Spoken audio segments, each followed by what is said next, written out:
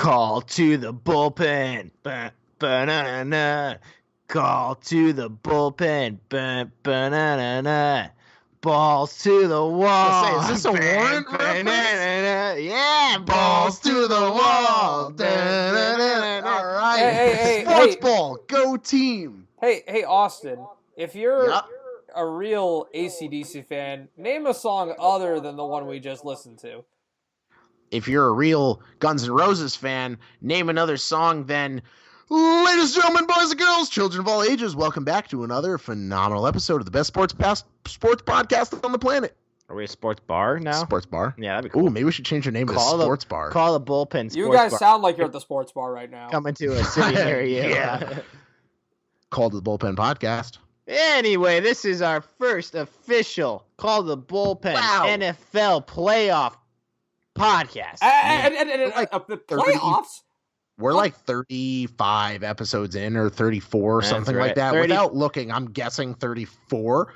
To another 3,500 more, To another baby. 3,500 more, baby. The first ever football playoff episode. We've been through MLB playoffs. We've been through the MLB World Series. Blech. Now here we are. Hopefully the Patriots don't win, because if they do, I'm going to be really pissed at the city of Boston this year. I'll talk about playoffs? You kidding me? Yeah. Playoffs? We got something special planned. Normally we do our, weekly picks, but this time we did an entire bracket. We're going to see which one of us is the best co-host on the show. Well, is this out of talent or just out of picking? This is out of luck. There's no talent in this whatsoever. Well, because clearly I'm the best podcast here. And clearly I'm the luckiest, so here we go. That's fair. Here we go. Starting off, Game 1, Saturday, 4:35 p.m. on ESPN. I want money for that plug. Colts, Texans. Texans end of the season at 11-5. Colts end of the season at 10-6. Chase, who you got winning this one? And, if you listened to a last episode, and if you haven't, go check it out right now. It's uploaded on all of our Spotify, Libsyn, YouTube, yada, yada, yada. I told you guys that I did not want to face the Colts or the Eagles if I'm a playoff team. So if I'm the Texans right now, I'm facing an in-division rival. They are winners of the last 9 out of 10 games. And they have looked unstoppable under Andrew Luck. And it's just, I'm taking the Colts, and I'm taking the Colts in maybe a touchdown or more in Houston. A touchdown or more in Houston. I'm inclined to That's agree. a lot. I'm inclined to agree with you, Chase. It stinks too, because I think the Texans are fresh and unique and exciting, and they could really shake up the AFC playoff scene if they get on a little run here, and they would be such a breath of fresh air to go to the Super Bowl, honestly. They were my preseason Super Bowl pick in the AFC. They were mine also. And I'm turning my back on them because I also believe that the Colts have too much momentum right now. I think they've won 9 of their last 10 games, and they've got a quarterback that's been there before. Andrew Luck has never been to a Super Bowl, but he's played in a lot of playoff games. He's been to a conference championship game before. He's played in Foxborough. So as far as hostile territory goes, you're going against a division rival. They've beaten Houston already this season and lost in overtime in the other games. So these two teams, they've had definitely their rivalry renewed this year, to say the least. And I think that the Texans are good. I just think they're catching the Colts at the wrong time. And I think the fact that they haven't had, mentioned in the recap episode, I don't think that they have overcome a lot of adversity this year. I don't think they had the hardest schedule, and they let some games slip away when the going got tough. I feel like they're a team that they're not going to play as well if they get down. And I just trust Andrew Luck's ability to will his team to a win more so than I do Deshaun Watson. It sounds bad to say just because Watson did have a very good season. I like cheering the Texans on, but just think that the defense isn't all that dominant. Their quarterback situation, I just have more confidence in Andrew Luck, and I think the Colts have too much momentum. I have a really interesting stat for you. In every game, and maybe you guys said this to us, maybe you guys told me this stat. a couple weeks ago. But I'm going to say it for our listeners anyway. Every game Deshaun Watson has started, he has not lost by over one score. It's always been a one-score game that he's lost by. So I think Deshaun Watson gets lost a little bit in the quarterback talk on just how special this guy is. Last year, we saw it firsthand. Before he got injured, he brought life to the Texans team. He had an unbelievable stretch of games in 2017. And unfortunately, that came to an end with a practice injury. But this year, he's brought this team to a division title. He's had a good year. He's been using his feet a little bit more in the last couple weeks to get it done, but he's finding ways to get it done. And yet we're still all picking, like we're all talking about other quarterbacks. We're all talking about Andrew Luck. You know who hasn't been talking about other quarterbacks or other teams this entire freaking season? Me. It's true. You only talk about the you've only. Oh no, I don't only talk about the Texans. No, However, when I talk about the Texans, I talk about them winning. And the reason being is because they're going to beat the Colts. Whoa, what? You changing it? No, I've had the Texans the entire time. If you look at my bracket right here, I have the Texans winning and then playing New England in the second game. Oh, son of a gun, you do. Yeah, and I made that like 3.5 hours ago. So like, I mean, you had the Texans winning out. I had the Texans winning out, and you know what? They let me down a little bit. But they still went 11-2 to finish the season. Or was it 13-2? 11-2. 11-2. All right, yeah, I was right the first time. Sorry.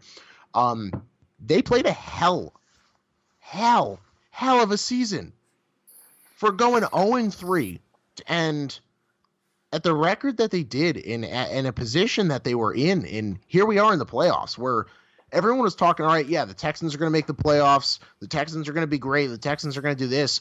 And then 0-3, it was, can the Texans do anything? Can they win a game? Are they going to make it anywhere? And they're going to play the Colts at home. Andrew looks good, don't get me wrong. But T.Y. Hilton's also questionable for this game. And granted, he's been pretty much questionable every single game of the entire season. However, if there is any legitimacy to this questionability, well, those are two really big words, of T.Y. Hilton's status, I don't see Andrew Luck throwing this ball to anybody else. I'm sorry. Unfortunately for the Texans, although they have a mean couple of guys on the defensive front, and J.J. Watt, Jadeveon Clowney, Whitney Merciless. Oh, wait. The Honey Badger. Well, that's what I'm going to get to. Their defensive backs, their secondary, has looked beatable. Especially, we saw it against Nick Foles and the Eagles, where he threw for like almost 500 yards and 4 touchdowns. You got a speedster like T.Y. Hilton and a newly revamped bionic man almost like Andrew Luck. It's worth it. Are you saying the Honey Badger's only good because of Patrick Peterson? No, Honey Badger, he's had a good year. I had him on my fantasy team for a little while on my defensive league or my defensive IDP league. He's good, but he can't do it himself. And T.Y. Hilton is one of the best deep route runners in the league. And I think that they turn on the Jets a couple times. It's worth noting that this is a Texans defense that ranks 3rd against the run, 28th against the pass. There you go. There's the stat right there. I pretty much said it, and Jared just backed me up right away. All right, you know what? That's fair. And stats don't lie, so I cannot argue that. However, it does not change my pick of the Houston Texans beating the Colts at home in the first game of our NFL playoff. All right, well then let me ask, how are they going to win? Is it going to be a shootout? By scoring more points. No, I'm serious. I don't. I think it could be a shootout. Legitimately, you have Deshaun Watson, who, Chase, you've reiterated now in this episode and in our recap episode of the last week of the NFL season as being almost underrated, if you will. Yep. And you have one of the best wide receivers in the league of DeAndre Hopkins, one of the most, what's the word I'm looking for here? Speaking about who? DeAndre Hopkins, one of the most, there's a word and I can't think of it. Spectacular. Reliable, if you will. Yeah. Spectacular, reliable There's another word that is not coming to mind right now, but consistent. Yeah, exactly. A consistent kind of situation. One of the better, if not the best wide receivers in the league, a very, very, very good quarterback that's under the radar and underrated, a defense that, yeah, kind of got their shit rocked a couple times this season, but is still good on paper and can show up on any day of the week. I legitimately think the Houston Texans have a chance to make it very far in these playoffs, and I said it at the beginning of the season, and I'm going to stick by it for most, if not all, of the playoffs, and may even change a pick somewhere later in the future here. I think you should. Yeah, I might. Here's the thing, though. It's like, now I'm glad, Chase, I know you started mentioning it, the fact that the Texans' strength in their defense is up front. Their secondary has been suspect, especially against the pass. And the Colts have the offensive line to stand up to a pass rush. So they're going to make the Texans' defense beat them in the secondary, which is where they've struggled throughout the season. So that aspect absolutely favors Andrew Luck and his ability, because basically what the Colts have done is, like, if Luck is going to find himself under pressure, it's going to wind up being a coverage sack situation, and the Texans, I don't think, are up to the challenge. No, we will. Yeah, I agree with you. I think that the Colts are they're too much right now. They're really finding themselves. Well, let's not forget that they didn't have Marlon Mack to start the season now, and you add Marlon Mack and that rushing offense to an already amazing pass offense. Marlon Mack has been great at the end of the year. I don't know if you've looked at his stats, but he's been phenomenal. The return of the Mack. Yeah, that's right, the return of the Mack. So, with all that going on and a defense from the Colts, let's talk about the Colts defense for a second here. Darius Leonard, the rookie linebacker, he is leading the league in tackles. I mean, this dude is an absolute monster back there in the linebacker core. So you've got a pretty stout Colts defense with an amazing Colts offense, and I know it's easy to jump on the hot team right now, and that being the Colts, but I got them, like I said, I got them by 7 points or more. I don't think that the Texans can keep up with them, even though they have superstars like DeAndre Hopkins and J.J. Watt. I'm inclined to agree with you, yeah. Texans are going to win. That's my take. We will find out. We will. We're going to move on to the next game, which is also a Saturday game, and it is the Saturday night football game. Yep. Seahawks at the Cowboys. Both 10-6. Cowboys favored right now by 2 points at home. Jared, you're a big NFC East guy. Why don't you go ahead and take the reins here? I've been waiting for this. I've been waiting for the Cowboys season to end. I've been waiting for this nightmare to come to an end. This facade, this lie that the Cowboys are this team capable of this deep playoff run. They've had a good season. They're a good team. They got a good defense. Dak Prescott's inconsistencies, inability to throw the deep ball, he will be called upon here because the Seahawks defense they've been having a stellar season. They're just well coached. They lost all those pieces, and it hasn't mattered because Pete Carroll knows what he's doing. And we talked about the speed that they bring to the offensive side of the ball. And it's not the most ideal matchup for them coming against the Cowboys defense. That's not too shabby at defending the middle of the field. And the Seahawks are a team that if they're gonna score, it's gonna be by running the ball. And with what Carson's been able to do, what Russell Wilson's been able to do, making plays with his feet, they're not a team that's gonna stretch it on you. And the Cowboys have a secondary that can be exposed.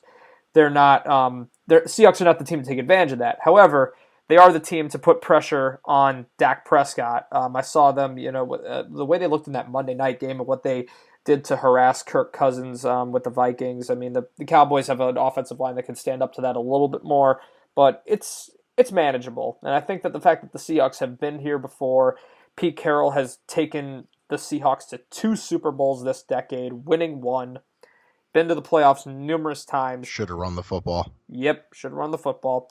I just think that And you know why they can win? Because they will run the football. Because they do run the football. They run the football now. They run the football quite a lot. They have no other choice.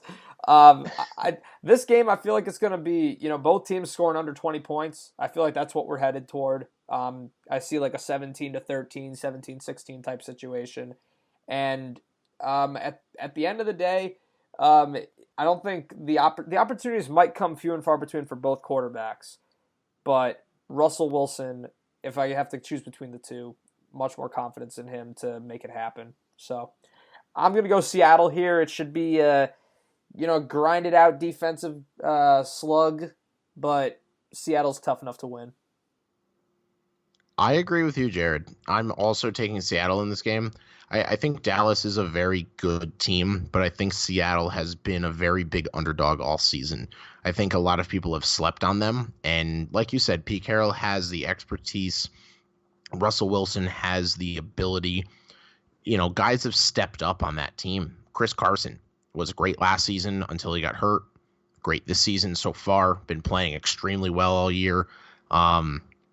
Tyler Lockett stepped up as a huge wide receiver for Wilson and a huge weapon on that team. Doug Baldwin's coming back and playing great touchdowns in the last couple games. Exactly. Defensive players have stepped up and made that team almost scary again. Not as scary as it used to be, but definitely a contender. And here we are. They're in the playoffs again when a lot of people didn't think they were going to make it anywhere because they lost their weapons. They lost the Marshawn Lynch's and the Richard Shermans and the Cam Chancellors. They lost the Legion of Boom and who they were. But here we are, and they're in the playoffs, and Dallas is only favored by 1.5 points at home. I'm just saying the Seahawks definitely have a chance to win this and make it relatively far in the playoffs here. This is the first year in a while that I think that there's actually teams that play in this first wild card weekend that could end up winning it all. It's usually like the 1s and the 2 seeds, they make it in, and then the 1s usually face each other in the Super Bowl. But this is the first year in a while that it really seems like it's anybody's championship. It's anybody's Super Bowl. I'm glad you mentioned that. I want to say, first and foremost, all NFC East bias aside, I think that when you look at this year's wild card weekend, and of course the teams that have byes, I truly believe that every single team in the NFL playoffs has a chance to win the Super Bowl this year. I think every team has some degree of a chance. Usually every year there's at least a couple teams that I'm like, oh, there's no freaking way. This team sucks. They shouldn't be here, blah, blah, blah. I don't have a lot of confidence in teams like the Cowboys or Eagles to even advance past this weekend. But I would be a fool if I said that they had no chance to go on a run because they've got talent. Every single team, I feel like they excel at something to where if they get the momentum, they could make it happen. And now that you've officially bashed the NFC East, I'm going to turn it around because I am taking the Dallas Cowboys to win this game. They're chokers in Jerry World. They can't win the big one. They choke. They are going to win this game, and I'll tell you why. It's choking. The Seahawks are strongest at running the ball and running play action, but we forget just how good this Dallas defense actually is in the front seven. They can get to the quarterback, and they got 3 linebackers. Jalen Smith, Sean Lee, the vet, and they got this new guy, Vander Esch. Leighton Vander Esch. He's a stud. Animal. He's an absolute stud. So you got 3 of the top linebackers in possibly the NFC East right now. Until Sean Lee trips over a ladybug and gets hurt again. That's true. But if he's healthy, he's an animal. For now. So I'm gonna take the stout defense against a run offense. And you know what? If Russell Wilson beats the Cowboys, then Russell Wilson beats the Cowboys. But if they're going to rely on Chris Carson, Rashad Penny if he plays, I'm taking the Cowboys over that. And I'm taking Ezekiel Elliott to run for over 100 yards in Jerry World. And I'm going to take 2 tutties as well. Well, I see tutties. I see Zeke being more than that, like 80 range. I'm going to say 80-ish. I think this. Oh, if he goes for only 80 yards, absolutely the Cowboys lose. Yeah. But the Cowboys win when Zeke goes over 100. That's what I'm saying. No. You're absolutely right. I don't see the Seahawks going with a Chris Carson oriented game plan. Not only the fact that the Cowboys defend against That is their game plan. That's all they do nowadays. Well, he's going to be a part of that, but I'm thinking in a playoff game, they're not going to let him get more touches than Russell Wilson does. I will be shocked if Chris Carson doesn't get 20 touches. You don't see a by committee situation? They're going to divvy it up between him and Penny, and then possibly run some plays with Wilson breaking off the outside. I absolutely see them. They want to run it 30 times. So even if Penny gets 9 carries, I still think Carson gets 20.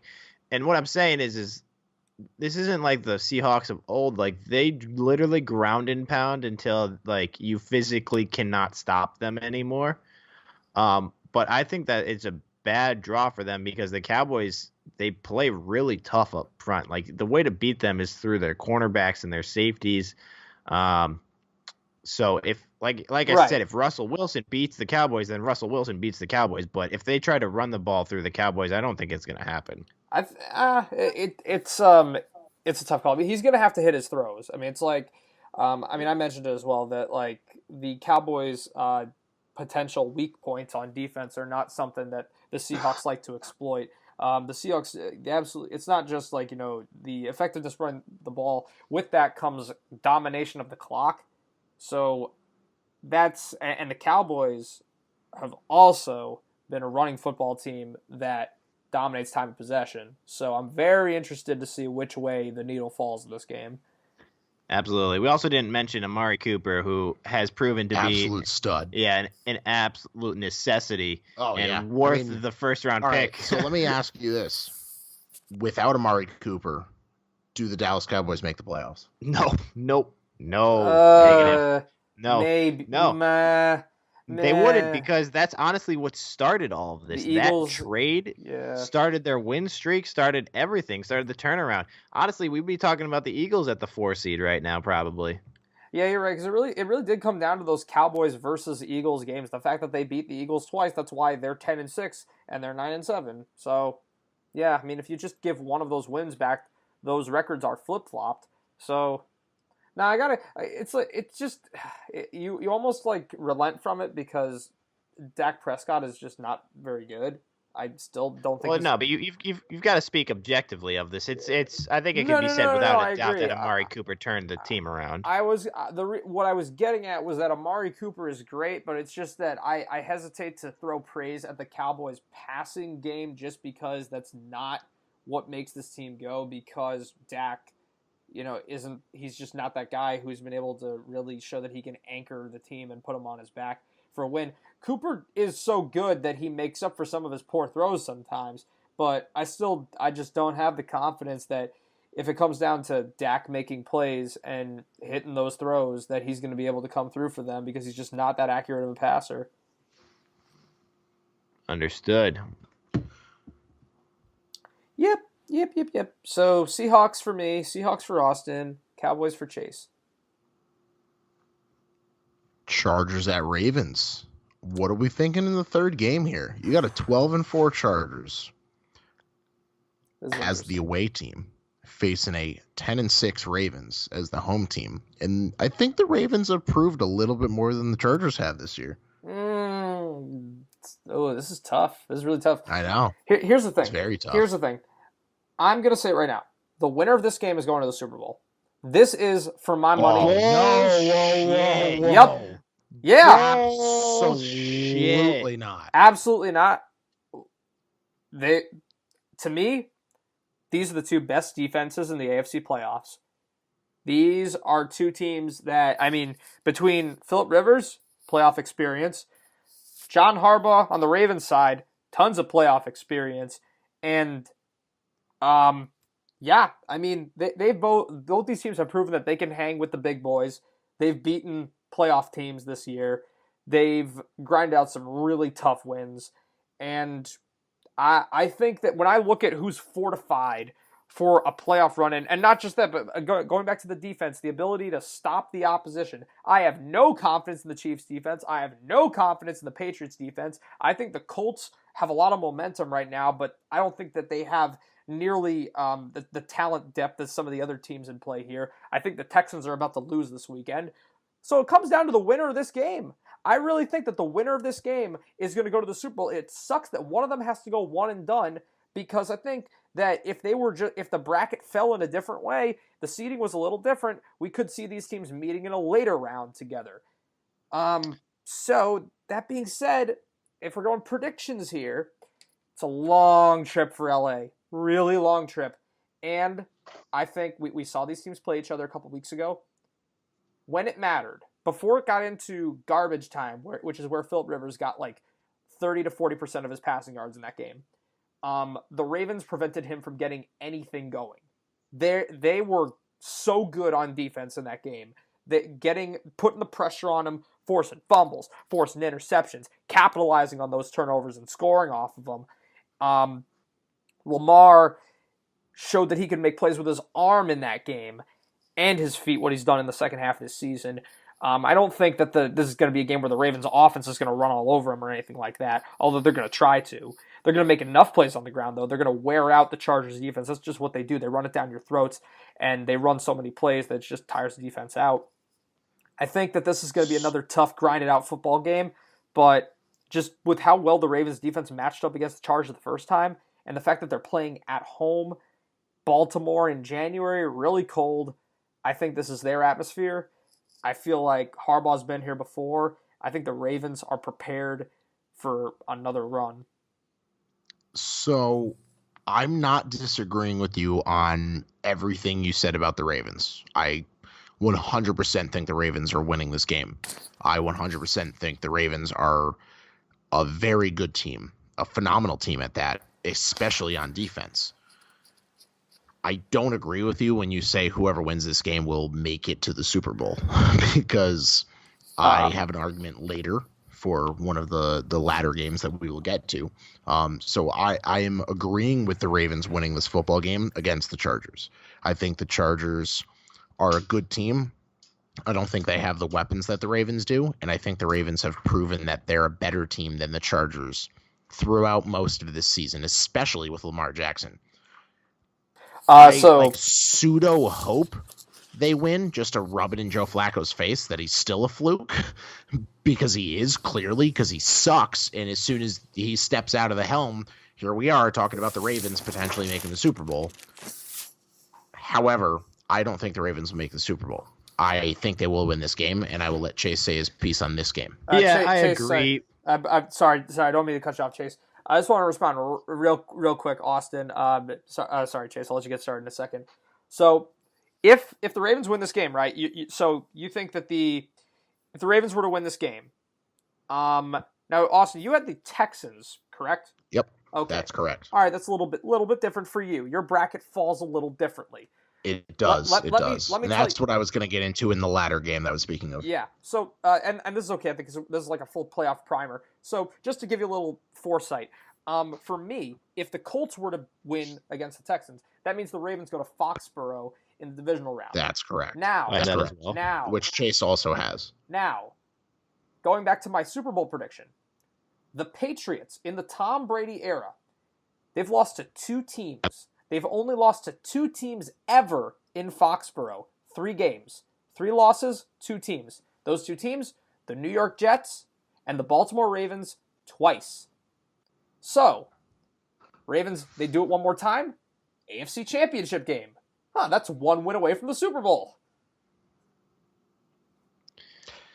Yeah, I mean, I don't disagree with you. And honestly, if I had the Ravens, if I had the Colts winning, then I would probably have the Ravens beating the Patriots also. However, You guys are mad. Why? You're mad. I don't have that falling. No, I'm saying you guys are just Yep, Ravens are going to beat the Patriots in No, Foxborough. I don't even have the Patriots playing the Ravens. You just said that. You're like, yeah, if I did have the Ravens going, then I would. You guys are mad. Why are we mad? Why are we mad? What have the Patriots done to impress you this year? Other than beating the Chiefs. What have the Ravens done on offense to impress you? Forget off they have the. You don't think that Bill Belichick can contain a rookie running quarterback? No. Contain? You're out of your First minds. of all, they can't stop a nosebleed. Second of all, the Ravens have the best defense in the AFC playoffs right now, and it's not even close. Defensively, them versus the Patriots, it's a no contest at this point. What do the Patriots do on defense? You're wrong. You're wrong. You're right. I think that they will absolutely be able to contain the Chargers at home. I think that's a no-brainer. I think that the Ravens they're favored by 2.5 points for a reason, while every other game is under that besides the Bears game. They're absolutely the favorite at home because they get to ride that defense, the home crowd. They can run the ball on the Chargers. 100% agree the Ravens are going to win the game. However, they then have to go to Foxborough, Massachusetts, where Tom Brady is still the quarterback. Let's not forget. I know we all hate Tom Brady, but he's still the quarterback. They still have Rob Gronkowski. They still have Julian Edelman. They're going to be able to score points on this team. They're going to put up 20-plus points on the Ravens' defense. I don't think that the Ravens offense is going to put up more than 20 points in Foxborough. Bro, all right, let me just real quick. The Patriots scored 10 points against the Steelers a few weeks ago. In Pittsburgh. Oh, okay. All right, it's okay. Yeah, it was on the road, but it's still the same cold weather conditions and the Steelers don't have a defense. Foxborough, I mean, the Patriots have no problem playing in cold weather. They've been in New England their entire lives. So go on to the next target. No, what I'm saying is it's the same type of weather atmosphere that you're going to see in Foxborough there being in Pittsburgh. Okay, it's not a hometown crowd. But the point is, the Steelers don't, I don't care if it's road or home. They don't have a defense. You should not be held to 10 points against the Steelers. Comparing the Patriots game against the Steelers to what the Ravens are going to have to face in Foxborough does not sway me to your argument. The Ravens are bringing a quality defense and a coach that's beaten the Patriots in Foxborough twice in the past, including in the AFC Championship game. And by the way, both of those wins in Foxborough were by multiple scores. The first one was in the wild card round years ago. It was a blowout. The second one in the AFC Championship game, they won by 15 points. They shut the Patriots out after halftime, and they had a much more... How many years ago was that, Jared? That was a few years ago where they had a much more... That was like 8 years ago. Yes, it was 8 years ago, Chase, and that was when Tom Brady was Gronkowski wasn't even on the team. Edelman was a special teams person. They had other guys. He's still a special teams person. These are completely different football teams you're talking about right now. I'm not saying that they can't do it, but I'm saying the fact that you're automatically signing off that the Ravens are going to win because they have. It's not automatic. That's what it sounds like. It sounds like you're not even giving the Patriots a chance. I'm like, you guys are mad. It's a prediction. It's a prediction that I think the Ravens they've shown that they're the answer. They're the antidote to the Patriots. They're the team that's been able to handle them the best out of any AFC team over the last 10 or so years. The Broncos, I would also classify during the tail end with the Peyton Manning era. They also beat them in the playoffs twice, so they're up there too. But there's a lot of teams that can't beat the Patriots, like the Steelers and the Colts, but the Ravens can. All right. We agree to disagree. On to the final game. We got my Philadelphia Eagles. Oh, God. Yeah. Versus your Chicago Bears. And it just seems like I'm against all of you guys. So I know that. Yeah, because you have the Eagles. Do you have the Eagles? I have the Eagles. I have the Eagles. Oh my gosh, I hate you right now. I have the Eagles.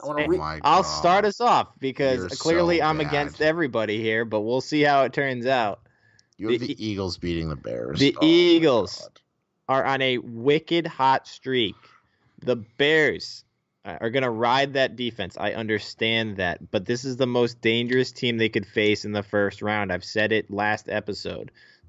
These guys are going to play fearless. They're not going to be afraid to throw on the Bears team. They're not going to try to run the ball. They're not going to try to pussyfoot around it, for lack of a better term. They're going to go at the Bears. They're going to take it to them.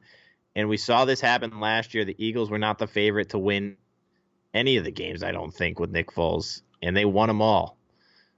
I'm taking the Philadelphia Eagles to upset the Chicago Bears. I don't think that Mitchell Trubisky will be able to basically go toe-to-toe with Nick Foles, as crazy as that sounds. I don't think that he will. It'd be his first playoff game ever. I'm taking the Philadelphia Eagles. I think that you're kind of straw manning this game if you're bringing it down to Mitchell Trubisky versus Nick Foles, because what this is the Philadelphia Eagles versus the Chicago Bears defense, the best defense in all of football. It is so much more than just Khalil Mack. He's the best pass rusher in the game right now, but you could argue, and he's just the tip of the iceberg. We're talking about Roquan Smith, Danny Trevathan, Akeem Hicks. In the secondary, you have to deal with Kyle Fuller, Eddie Jackson, if he's back and healthy for this game, which he is, I believe, questionable. But if they get him back, that's obviously going to be critical. And Amukamari has even been okay for them. And Leonard Floyd, another quality linebacker. This is a ferocious defense, and you cannot throw against their secondary. We've seen it all season long. Look what happened when they played the Rams, the team that arguably excelled the most of anybody at stretching the field this year, them and the Chiefs, right? Goff couldn't throw against their defense because you have to win the war up front. And I mean, yeah, the Eagles they're firing guns a-blazing with Foles, but they don't have the running game that they had last year to set up those plays downfield, which you absolutely need against Chicago. And I don't think that the Eagles' offensive line is going to be able to contain the Bears' pass rush. I literally said that in our last episode, and yeah. I couldn't agree more. I don't mean to cut you off, Yeah. but No, go ahead. if I can recall, my exact quote was something along the lines of, I hope Khalil Mack rips apart the offensive line, they pause the play, and the announcer starts playing the Mortal Kombat theme song and then yells fatality over the microphone, and then Khalil Mack rips Nick Foles' skull off of his shoulders and then punts it through the uprights. You guys are dreaming if you think this is going to be a blowout. No, it's not. No, not a blowout. The way you say these things as if they're not going to be able to play offense. That's how you're saying it. No. And if you remember our last episode, I said on the first sack of the game. I did not say the entire time Khalil Mack is going to destroy this offensive line. I said on the first sack of the game, I hope he rips Nick Foles' skull off his shoulders. No, listen. Nick Foles won't be able to move the ball. Listen, I have the Bears. Hold on. I have the Bears winning this football game. I never said it would be a blowout, and I never said the Eagles will not be able to play offense. I did say the Bears will win this football game, though. With defense. Yes. Well, then what's the score? 21-17. I could see that. I'm going to go a little lower for both. I see this being very similar to that Rams game, honestly. I'm going to go with I'm going to go 6. I'm going to say 16-9. I thought you were going to stop at 6. Me and Chase looked at each other like, what? Yeah, 6-3, right? Nah. Listen. For all the flack that I'm giving the Eagles offense, and this is weird because offensively that's obviously been the key to their revival because their defense is so banged up. I don't think the Bears have the firepower on offense to take advantage of the Eagles' weaknesses in the secondary. So that's why I don't think this game is going to be a blowout. I think that, and plus with it being Trubisky's first playoff game, and the fact that Jordan Howard didn't really have a crazy season by any means. But I think that and the fact that a lot of their wide receivers are questionable heading in. They've all been kind of banged up in practice this week. That's why I think this is going to be such a low-scoring game. The key for the Bears going to be forcing turnovers and forcing punts, shorten up that field, and make it as easy as possible for an offense that is certainly more limited than other teams in the NFC playoff picture. But I just think that defense is too good. Here's the thing: the Eagles are the worst opponent that Chicago could face in this round. However, I think that Chicago's the worst opponent that Philly could face in this round. I feel like they're built for a run because they have that defense, because they play that physical, violent brand of football, and they got a defense that strikes fear in the heart of an offense. Only team you can say that about in the NFC playoffs. Well, Jared, we can all agree that these are all going to be incredible games to watch. I will say this, though. In a league that's been asking for more offense, you guys seem to be picking all the defenses. And I don't know if that's going to play out. Defense wins in January. Defense wins championships. Let's go over our playoff brackets. Yes. All right, so we're gonna go through the full shebang here. We're not gonna discuss every game because that would be pointless. Correct. So let's start with Jared. We'll start with you. So just based off of the last discussion, you have the Colts beating Houston. You have Baltimore beating the Chargers. You have Seattle beating Dallas, and you have the Bears beating Philly. Correct. Correct. Very good. So we're going to taking it into the next round. My bracket. I've got the Chiefs. I think the Chiefs get the monkey off their back and they beat the Colts at home at Arrowhead to advance to the AFC Championship game.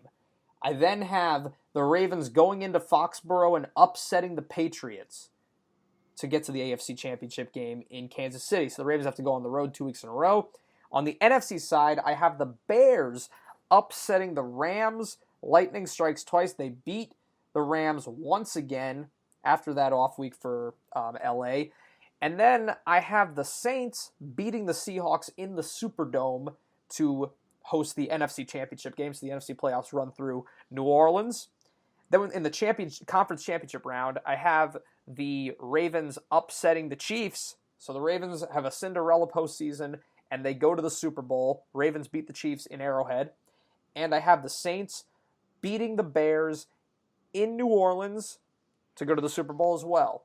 That brings us to Super Bowl 53, the New Orleans Saints versus the Baltimore Ravens.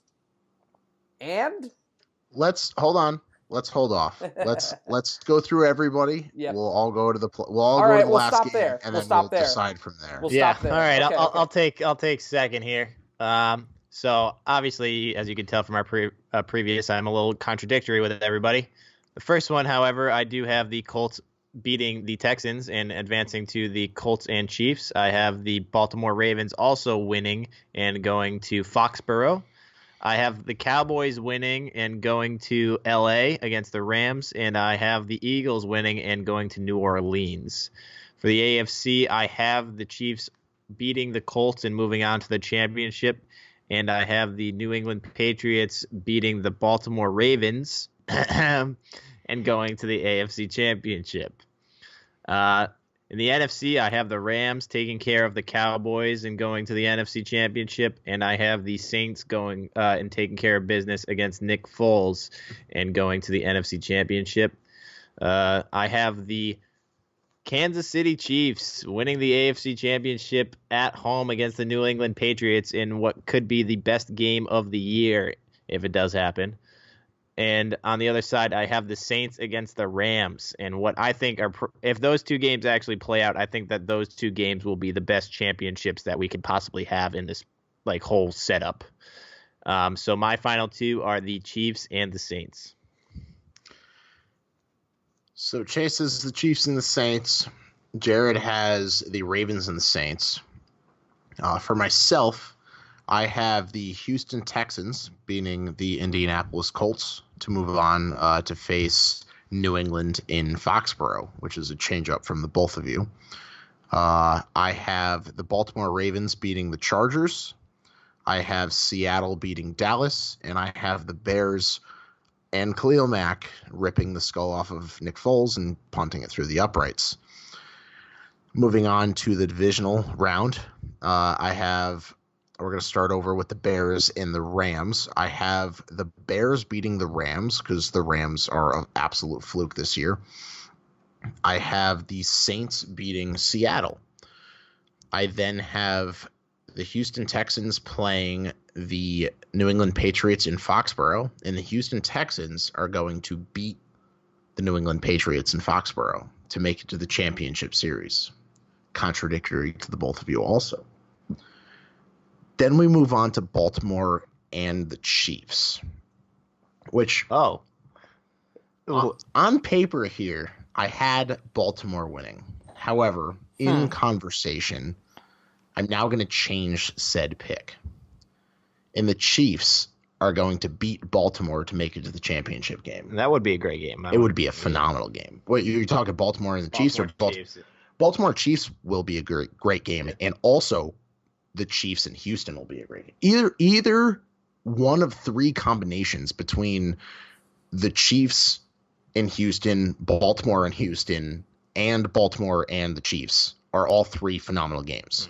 However, the Chiefs are going to beat Baltimore at home. The Chiefs are going to move on to the championship. Here's where it gets hairy. So I have, let's flip over to the other side very quickly. I have the Saints and the Bears, and then the Saints are making it to the Super Bowl. So all three of us so far agree with the Saints being in the Super Bowl. I would love to see the Chiefs in the Super Bowl, out of principle that if I don't say this, my wife who's sitting on the couch is giving me that y'all going to sleep on the couch look tonight. Yep. Don't let that sway to your decision. No. Make an analytical choice here. I would also love to see Houston make it to the Super Bowl. Out of principle that at the beginning of the year, I chose Houston to be in the Super Bowl. How mad would you be if they actually win the Super Bowl and you said it, or you said they made it? I don't know if you said they won it. Oh, I think I said they lose to the Rams. I'm going to fact check that, and I will let everybody know. That was my pick. My pick was Rams over Texans at the start of the season. Yeah, I'll be honest. Wow, Jared, I'm surprised you didn't go Rams-Texans in your Super Bowl, because what if you're right? Well, so for me, however, you're talking, what, 4 months ago, 5 months ago? Yeah, so like start of season. I don't remember what the hell it was, so I'm going to figure it out. I'm just saying. You guys made these picks, and you got a chance to take them, and you're not taking them. I didn't finish yet. I'm not taking. All right, Austin, you finish. Yeah. I didn't finish yet, so I still have the Chiefs and Houston Texans. I have Houston at home beating the Chiefs. They're not at home. Why wouldn't they be at home? You're right. The Chiefs are at home. I apologize. Houston, either way, going to the Super Bowl to face the Saints. That's a bold pick. It's a very bold pick. But you know why? Because Deshaun Watson is so underrated and so good. And DeAndre Hopkins is literally on paper and in the eyes of everybody the best wide receiver in the entire league. Oh, yeah. They also have this guy named J.J. Watt. They also have that guy named J.J. Watt. And like one of the best safeties in the entire league. What were you saying, Jared? Well, I was going to say that I can't, I like it because... I'm going with my Cinderella Ravens, and Austin's going with a similarly Cinderella Texans, because I just think that the AFC playoff picture in particular is so unclear. I feel like it's wide open. I feel like here's the thing. I mean, at least for me, the reason I'm going with the Saints in the Super Bowl is because I firmly have. If there's one thing that I believe to be a guarantee in the NFL over the last 15 years, it's that the New Orleans Saints live and die by their postseason seeding. It's been such a guarantee year in and year out. Last time the playoffs ran through New Orleans, they went to the Super Bowl, and that was no coincidence. I firmly believe they can't win on the road in the playoffs, then they have to win at home. They haven't lost a home playoff game in almost 30 years. So I think the home field advantage is too much for anybody else to overcome, and nobody else is going to have the firepower to outscore them in the Super Bowl. So you have the Saints winning the Super Bowl? Absolutely. I have them winning it all. I think that this year, here's the thing, man. You've got Drew Brees, still Drew Brees, with one of the best wide receivers in the league, one of the best running backs in the league, and you got other guys behind him too, in the supporting roles. Let's not forget, Mark Ingram in that tandem running back situation, and even Traquan Smith is sneaky as a secondary receiver. And plus the way that they've been playing defensively has been above expectations. I think the Saints are so complete right now. They're so dangerous. And I just think that there's too much talent that's playing at a high level for them to be denied. And I would love to see Drew Brees solidify himself and get another ring, because he is left out of the Peyton Manning, Tom Brady discussion. And one more ring, I don't think that that's the way it should really be decided. But one more ring, he'll be right back up there. Jared, I agree with you. I have the Chiefs and the Saints in an absolute amazing Super Bowl where Patrick Mahomes puts on a show, but Drew Brees just has a little bit more talent, a little bit more experience, and is able to get it done down the road. But an absolute fantastic game. I see these two guys hugging at the end of the game, nothing but respect for each other. But I got Drew Brees getting a second ring as well. I think he's got a better team. He's got a better offense. and I mean a better defense. Sorry, better offense actually might be the Chiefs, but a more complete team, and a little nod to the vet, to the new up and coming superstar would be a very cool sight to see. Austin. I still have the Saints beating the Texans in the Super Bowl. All three of us have the Saints, huh? Yeah. We all have the Saints. We all have the Saints breaking the hearts. They're legitimately the best team in football. But it's very hard to argue. They're breaking so much for it being wide open in anybody's game, huh? Anybody's Super Bowl. You were so against all of us in the first games, the second games, and here we are. I'm against you on how it gets there, but there's no doubt. There's no doubt it's the same result. Yeah, there's no doubt that nobody's beating the Saints in the Superdome. It doesn't matter how we get there. Yeah. It just matters if we get there or not. And based off of this conversation, we're all in agreement that the Saints win the Super Bowl. If the Saints lose, it's going to be in the Super Bowl because it won't be at home. Absolutely. And if they lose in the Super Bowl, Chase, you got the Chiefs winning. Jared, you got Baltimore winning. And I have Houston winning. So there's three different situations here on technically four different situations on who could win the Super Bowl. But we're all agreeing that the Saints will pull it off if they get there. So... And this comes down to what I said last episode. I don't know if you remember, gentlemen. I said that or maybe it was the beginning of this episode. I said that if the Saints win the Super Bowl, there might be one less quarterback in the NFC South. That would be Drew Brees. I think if Drew Brees wins, he retires. Right, I think he's got to pull Peyton Manning. Like in his speech, he takes his cleats off, ties them together, and throws them over the freaking power line. I don't know if he does that, but I think you know what I'm saying. Now I'm speaking facetiously and a little ridiculous. No, I mean I don't think he retires in his speech. No, exactly. But I'm saying if he wins this Super Bowl, it's it. I mean, why not? Why go back for another year just for the hell of it? I think he'd be 40. And I mean, the dude's great. I mean, he's a phenomenal quarterback. Yeah. Why go out and win and then come back and try to win again? I mean, there's no point. Just stop, go home, spend time with your kids, spend time with your wife. And he's a great dude, and it couldn't happen to a better guy. So absolutely. I think we all agree here that the Saints win the Super Bowl if it comes down to it. And that's our NFL playoff. Well, Jared, do you agree?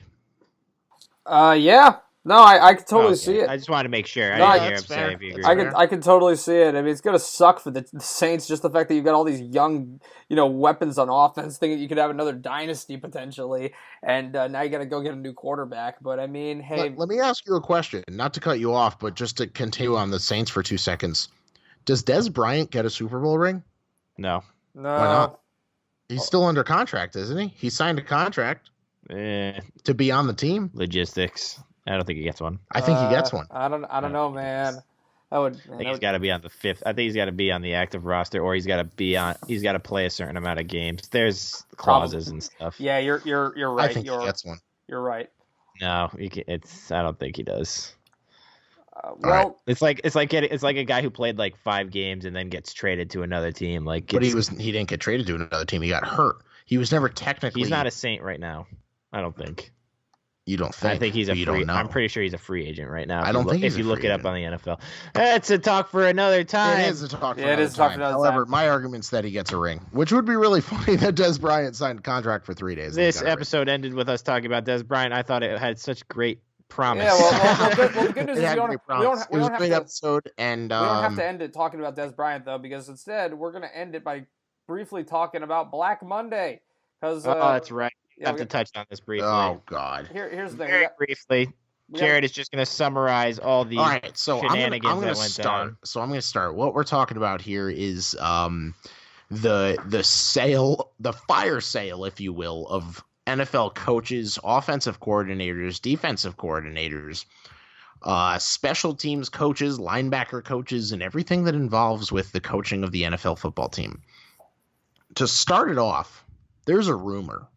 And there's a lot of rumors. Everything is a rumor at this point. Nothing is actually on paper. And, nobody's signed a contract. Nobody's been hired. But there's a lot of rumors. And the biggest rumor in my eyes is the rumor of the Dolphins trading draft picks for John Harbaugh. Yeah, you heard me right. Draft picks. Like the same draft picks that John Gruden traded for when he got rid of Amari Cooper and got rid of Khalil Mack.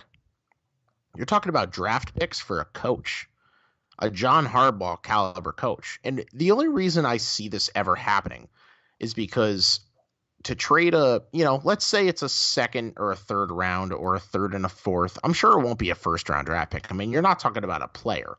However, the reason I could see this happening is because if you trade your draft picks away for an established coach like John Harbaugh, you get him for the last year of his contract. So you're already getting him for a year, and then you can sign him to an extension.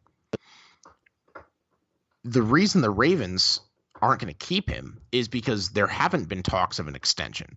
There hasn't been a sit-down conversation. There hasn't been rumors of an extension. The only rumors that there have been is that John Harbaugh will not coach the Baltimore Ravens next year.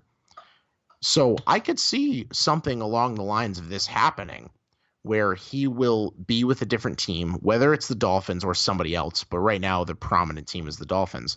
And then the Dolphins sign him for a contract, for an extension, if you will, because I don't think the Ravens are willing to put up the money that John Harbaugh is going to want as a coach. Because regardless of the Dolphins situation, John Harbaugh is one of the better coaches in the NFL. And I think we agree with that. I feel like the Ravens are going to keep this guy around. I mean, they've already extended him the option for 2019, and I think that the rumors were swirling when it's like, okay, you're kind of middling through this middle of the road season, probably gonna miss the playoffs. Joe Flacco doesn't look so good. We got a new quarterback that we want to get some playing time. It's time for a facelift. But then it's like, actually, quarterback changed this season, and we made the playoffs, won the division. The future is now. Now all of a sudden it's like, oh, John Harbaugh. Well, John Harbaugh. Well, man, he developed our last rookie quarterback and brought us a Super Bowl. So why would we change things now when you've got like one of the longest tenured coaches in the NFL who's already proven to be very successful at leading this organization? So I feel like it was looking a few weeks ago like it might have been time for a changing of the guard, but I feel like things are working now. You made the playoffs for the first time in a few years, and you won the division. So got a rookie quarterback. Things seem to be going well. Got a great coach. I feel like you hang on to the guy. Good coaches are hard to come by in this league. Good leadership's hard to come by. So I feel like Harbaugh is going to stay. But let's talk about people who are not staying, because a bunch of coaches got fired on Monday. The Jets fired Todd Bowles. The Broncos fired Vance Joseph. The Bengals and Marvin Lewis, I believe it was a mutual parting of ways. I don't know if it was like a firing, but Marvin Lewis also agreed to step down. It was a mutual. I think it was kind of mutual, but I mean, good for them for finally. I mean, 16 years and not a single playoff win. It's about time, if you ask me. The Dolphins, of course, fired Adam Gase. In the NFC, the Cardinals fired Steve Wilkes, first season, worst team in the NFL, enough said. And the Bucks fired Dirk Cutter. Dirk Cutter, who is famous for saying after his team lost to the Bears in like week 3 that everybody, including him, should have been fired. And he was right. They also joined other coaches who were fired earlier in the season, like Mike McCarthy and Hugh Jackson, of course. Hashtag fuck Hugh Jackson. Yep. Also, Chase, you'll appreciate this because the Bengals are potentially interviewing Hugh. I'm not Vance sorry. Joseph. Let's rewind. Vance Joseph as their head coach. I know. Which is hilarious because Vance Joseph is an awful head coach. I wish nothing but the best for the Vance Joseph. I don't. As long as it does not involve anything Bronco related. Correct. And I don't want to really get into who's going to go where here. I think we should probably just sum up who got fired, and I think we did a good job of that. So we will have episodes dedicated on coaching moves and potential landing spots during the off season, and we will also have up-to-date updates on our Instagram and Facebook with these. And Twitter. Because these will be rolling out fast because they like to get coaches in quickly. Yeah, very fast. So keep an eye on our Facebook and our Instagram. We'll have all the updates for you. And just as I kind of want to say breaking news because it was like 27 minutes ago, Texas A&M running back Trayvon Williams announced that he will be entering the 2019 draft. Fantastic news. What a way to end. Yeah. This was a good episode. It was wonderful. Very. So that was our first NFL full playoff bracket episode. It was our really first NFL playoff episode ever. Hey, Sarah, I picked the Chiefs to go the farthest, and I'm a Bronco fan. That says something. Jason's giving a shout out to my Chief wife who's staring at me for not picking the Chiefs to win the Super Bowl. So with that, this was our first NFL playoff episode ever. I hope everybody appreciated it and enjoyed it. And whether you did or not, please give us some feedback on the goods, the bads, the uglies, and what you think so far of our podcast. We've been through about a quarter, if not maybe a half of the MLB season and an entire NFL season. This was actually our first NFL season start to finish. We started the podcast at the beginning of the NFL season, and here we are talking about playoffs. And you adopted me at some and we time. adopted Chase, who's going to disappear for probably about 4 months once football stops. I'll probably just join in on the football-related episodes. Correct. But that could be a lot. You never know. Yeah, you never know. And we may bring in some draft other season. Yeah, we may bring in some other MLB guys and guys that know baseball a little bit more in depth. Not knocking Chase, but he's definitely a football guru when it comes to sports. So keep an eye out, an ear out, and enjoy what you've gotten so far and what we will release in the near future. Got that right. As always, give us a listen on iTunes, Spotify, Stitcher, Libsyn, YouTube, and keep an eye out on our Facebook, Instagram, and Twitter pages at Call to the Bullpen, and on Twitter, I think it's at Call the number 2, the word the, and the letters BP. It's a little weird. They shorten it because they don't let people have a million letters on their stuff. I don't know. Other than that, we are Called to the Bullpen. And we are hanging up. Click. Bye.